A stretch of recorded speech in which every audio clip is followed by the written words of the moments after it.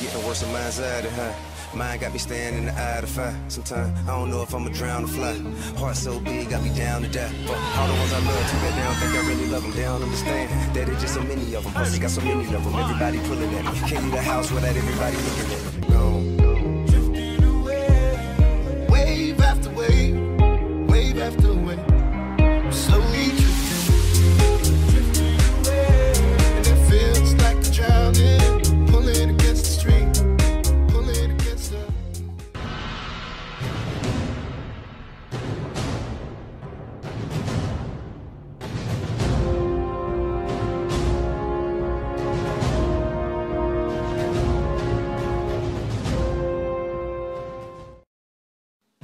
Well guys, it's time for another review, and this time, it's Destiny. Now this game had mixed reviews, some liked it and some hated it, but I can only point out some of the major flaws just by looking at the box. The box! 1. It can only be played online.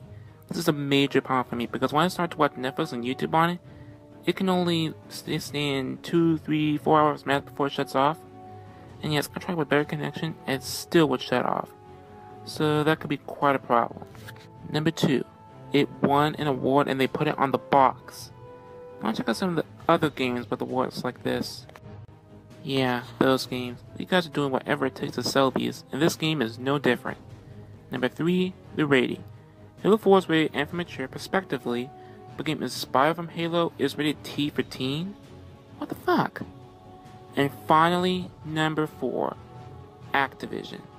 I have a personal vendetta against Activision. I'm responsible for Madagascar 2, both Kung Fu Panda games, Teenage Mutant Ninja Turtles, the Wipeout games, and Battleship. So yeah, Activision's like the LJN in the modern era. They're that bad. They make games from mediocre to awful. So, I put the game in, and before I even started playing, it had to load first. Even a little longer than Grand Theft Auto 5, but at least it was admiring to look at. So after a half hour, I'm not joking, I finally get to play. Before you get into the story, you have the option to choose between being a Titan, a Hunter, or a Warlock. Titans are regular gunners, Hunters have quick precision and accuracy, and Warlocks have telekinetic abilities. Now, let's try to get to the story. I'll sum it up as best I can. The story is about advanced aliens called the Darkness invading Earth, and when a certain part of Earth is still safe. It's up to you, the traveler, who woke up years into the future, to stop them. That's it. The story is more deep than it is, but it gets more confusing.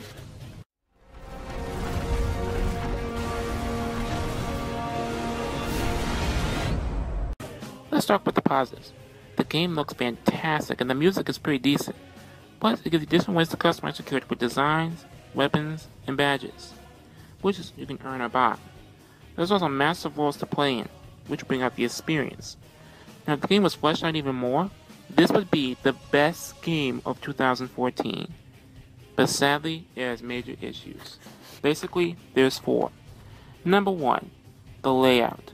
Now, all you do in this game is run, gun down enemies, use the eye to advance forward to some areas, and kill a mini-boss.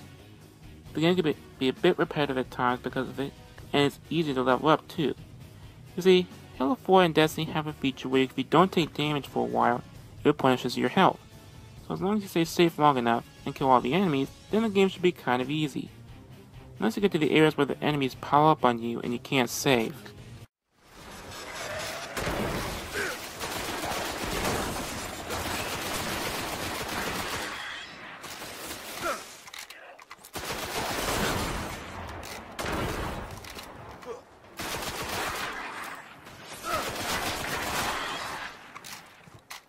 Number 2, the game doesn't pause. I paused once with a ton of enemies near me and I was still being hurt. The only way you can pause is if you begin the safe spot or finish the level. Trust me, it's not a good idea to take ideas from fucking Mindjack. I don't know what has happened. It is small, began, the whole world is explode, and so we just running very fast. Number 3, it can only be played online, like I said earlier. So if you have bad internet connection, or if your server goes down randomly for no fucking reason, you're fucked. I couldn't play the game for 2 days straight, twice, because every time I went to the loading screen, it kept getting error messages. that forced me to restart my entire Xbox 360. Why? This is stupid shit. Why can't I play offline? Why?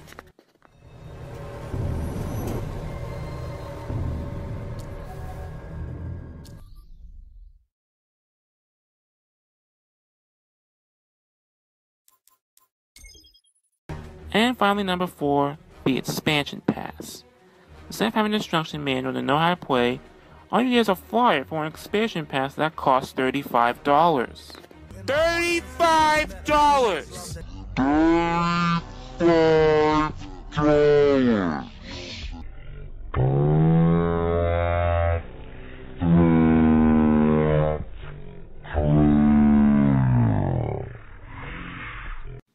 You usually don't get DLC unless it's at a low price, so unless you want to get 2 extra areas, it's not worth emptying your pockets for it. Overall, this game has good concepts, but they weren't executed well enough. This could have been a lot better than it actually is. Maybe if they fixed some of the bugs, it would definitely be much better. But as it stands, this game gets a 5 out of 10. If you like and want to buy it because of the concept, go ahead and buy both the game and the expansion pass. If you don't like it, rent it or just don't buy the expansion. Anyways, this is Wiiteen here. See you guys in my next review.